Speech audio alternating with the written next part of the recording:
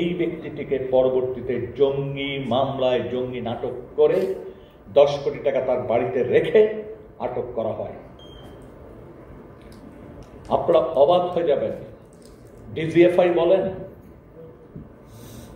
RAB বলেন, RAB intelligence wing বলেন, বা সিটিটিসি বলেন, বা ডিবি বলেন, এই প্রত্যেকটা জায়গায় প্রত্যেকটা বাহিনী বা সংস্থার ভিতরে একটা একটা করে চক্র গড়ে উঠেছিল। যারা ক্ষমতার কেন্দ্রবিন্দুতে যারা ছিলেন তাদের খুব কাছের লোক, তারা চাইলেই প্রধানমন্ত্রীর সাথে মুহূর্তের মধ্যে ফোনে কথা বলতে পারতেন, তারা চাইলেই দেখা করতে পারতেন। এমন ব্যক্তিরা এমন একটা অবস্থা তৈরি করেছিলেন যেই অবস্থায় কেউ চ্যালেঞ্জ করার সামর্থ্য ছিল না, কেউ চ্যালেঞ্জ করতে পারতেন না। 4 জন ব্যবসায়ী, তৎকালীন সরকারি দলের এবং বিরোধী দলের 4 জন ব্যবসায়ী এই ব্যবসায়ীকে হাসপাতাল দেখতে যান। তার মুমূর্ষু অবস্থা দেখে তারা সরাসরি প্রধানমন্ত্রীর কাছে যান। প্রধানমন্ত্রী তাদের উপস্থিতিতে ডিজিএফআইকে ফোন করেন। ডিজিএফআই এক ধরনের নাটক সাজিয়ে বলার পরে প্রধানমন্ত্রী হাসূচক জবাব দিয়ে ফোন রেখে দেন এবং এই ব্যক্তিটিকে পরবর্তীতে জঙ্গি মামলায় জঙ্গি নাটক করে 10 কোটি টাকা তার বাড়িতে রেখে আটক করা হয়। একদিকে তিনি ছিলেন বিরোধী দলের একজন সমর্থক বা নেতা, আর একদিকে তিনি বড় ব্যবসায়ী। এই দুটি তার জন্য কাল হয়ে গেল এবং এখন পর্যন্ত তিনি এতদূর ট্রমার ভিতর কথা বলতে পারেন না, ফুপিয়ে ফুপিয়ে কাঁদেন। তিনি আর 4 দিন ধরে লড়াই করছেন যে এই অভিযোগটা গুম কমিশনে দিবেন কি দিবেন না, দিলে কি হবে, না দিলে কি হবে।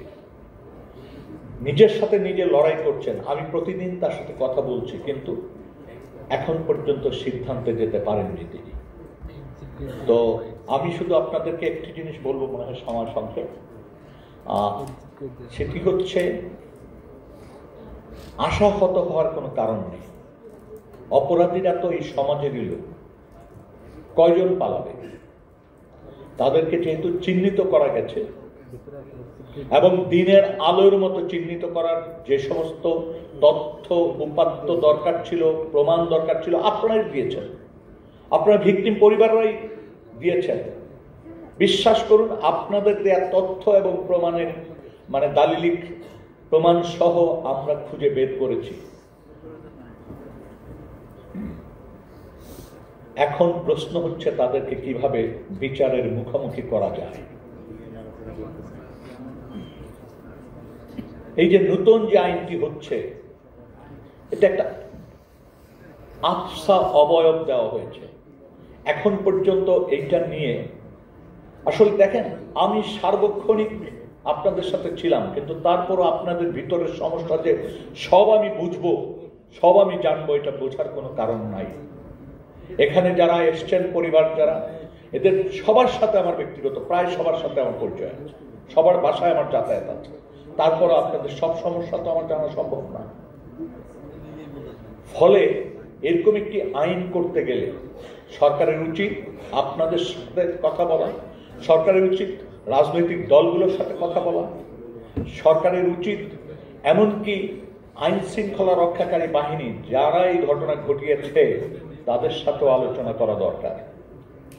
কোথায় তাদের গ্যাপ আছে সেই গ্যাপগুলো চিহ্নিত করা। কেন একটি সংস্থার ভিতরে, একটি বাহিনীর ভিতরে আরেকটি চক্র গড়ে ওঠে, স্বাধীনভাবে তারা কাজ করে কোনো বাধাহীনভাবে, সেটাকেও বুঝতে হবে, সেটাকেও অ্যাড্রেস করতে হবে।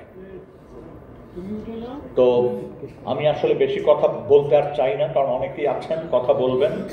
আমি শুধু যে সমস্ত আমার বন্ধুরা ভাইয়েরা এখানে আছেন রাজনীতির সাথে সরাসরি যুক্ত, তাদের কাছে শুধু সবিনয় অনুরোধ করব, আমরা আগামীতে এমন একটি বাংলাদেশ দেখতে চাই যেই সময়ে এইভাবে আর আমাদের সামনে দাঁড়াতে হবে না, আমার মতো মানুষকেও এখানে কথা বলতে হবে না।